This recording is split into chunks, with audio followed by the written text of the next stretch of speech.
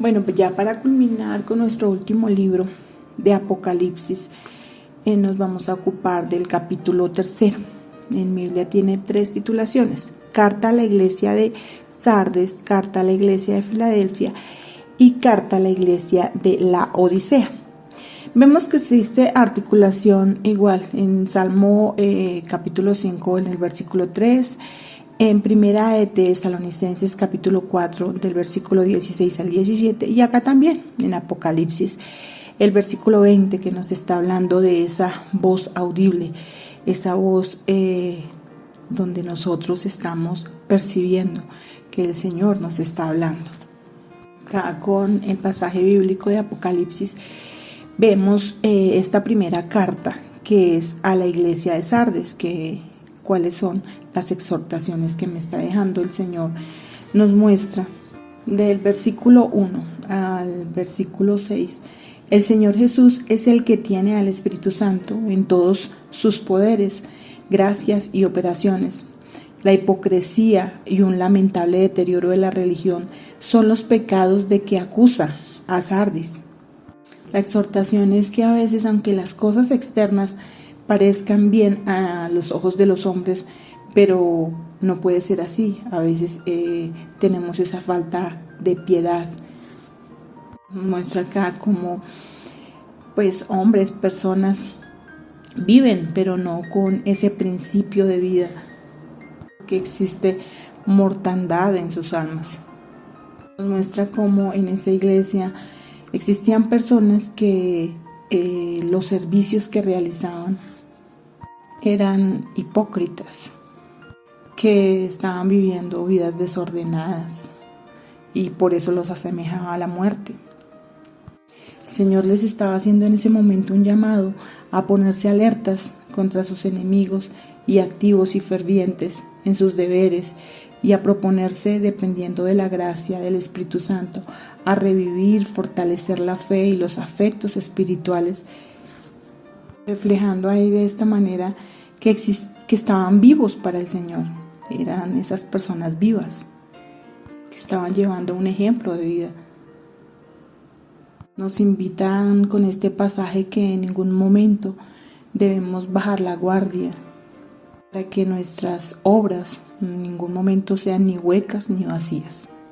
Nos estaba mostrando cómo esa iglesia de Sardes realizaban oraciones, decía o pareciera que fueran o estuvieran llenas de deseos, no se reflejaban esas obras llenas de caridad verdadera.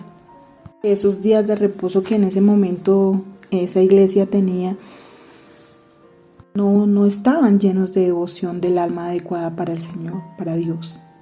Nos muestra cómo existía esa falta de espíritu.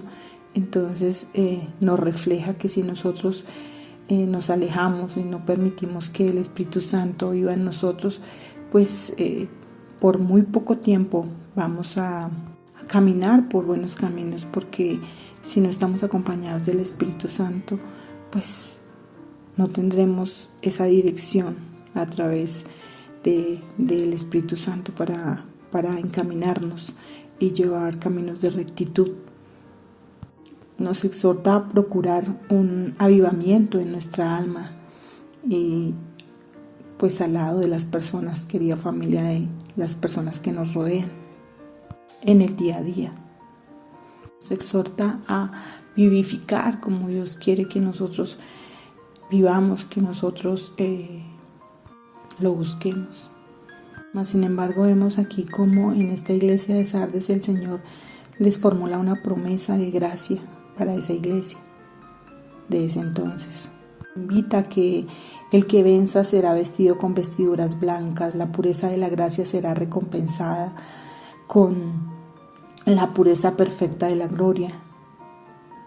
Acá también, a través de este pasaje bíblico, nos muestra cómo Cristo tiene su libro de vida y es un registro donde cada uno de nosotros nos debemos esforzar porque ahí esté nuestro nombre escrito. Acá nos muestra cómo Cristo sacará en algún momento ese libro de la vida y mostrará los nombres de los fieles ante Dios y ante todos los ángeles. en ese gran día. Del versículo 7 al 13 es la carta a la iglesia de Filadelfia. Bueno, la exhortación que nos realiza acá es cómo el Señor tiene esa llave para abrir la puerta de oportunidades a esa iglesia. Abre una puerta de predicación, abre una puerta de entrada, abre el corazón. Señor abriéndonos las puertas, pero también nos podemos dar cuenta que el Señor puede cerrar las puertas del cielo. ¿A quién? A las personas necias, a las personas que no lo buscan, esas personas que son hacedoras de iniquidad. Vemos cómo acá elogia a la iglesia de Filadelfia, pero con un suave reproche, donde los exhorta a que no anden satisfechos con un poquito de buscarlo, sino esforzarse para crecer en gracia, para ser fuertes en la fe, dando gloria a Dios. Cristo promete preservar la gracia en las épocas de mayor prueba, como premio por la fidelidad de cada uno de nosotros, querida familia.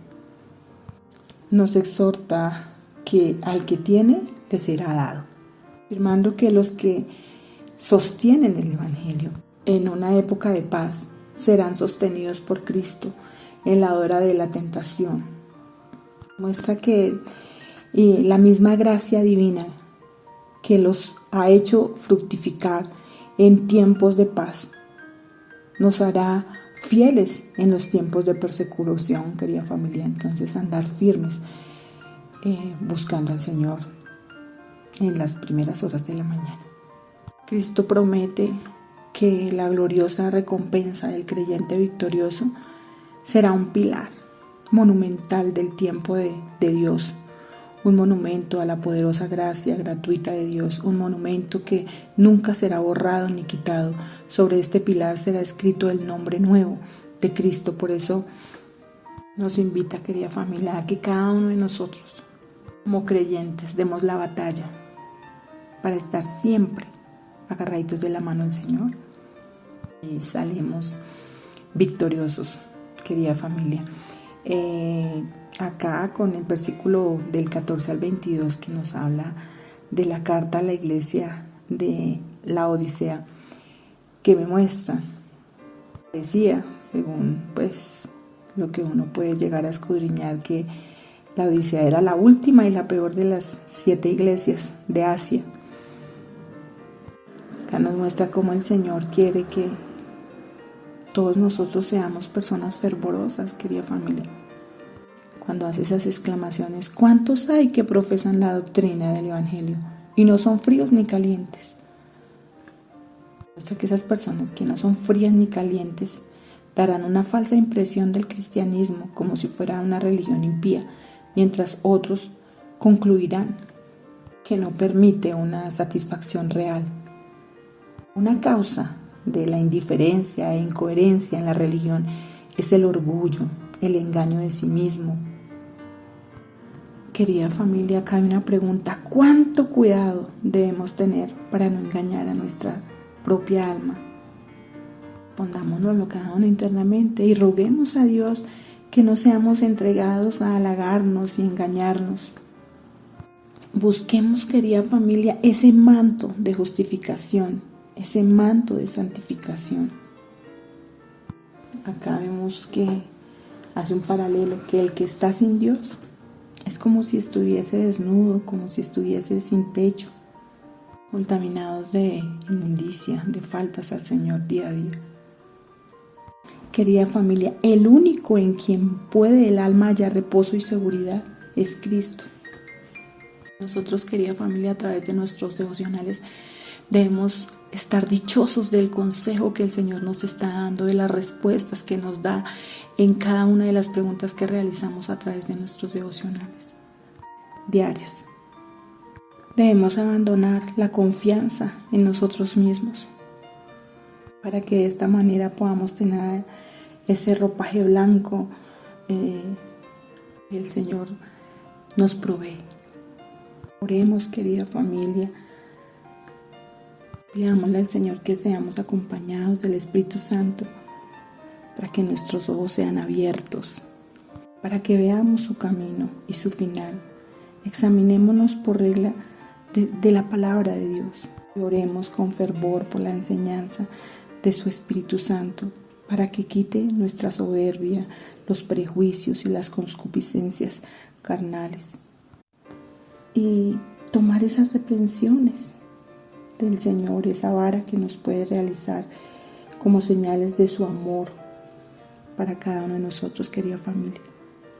El Señor, estemos completamente seguros que Él nos dará una nueva provisión de gracia, de consuelo. Seamos creyentes vencedores. Recordemos, querida familia, que Cristo tuvo tentaciones y conflictos y Él los venció. Esa es la gran exhortación, querida familia, que nosotros también seamos más que vencedores. Amén, amén.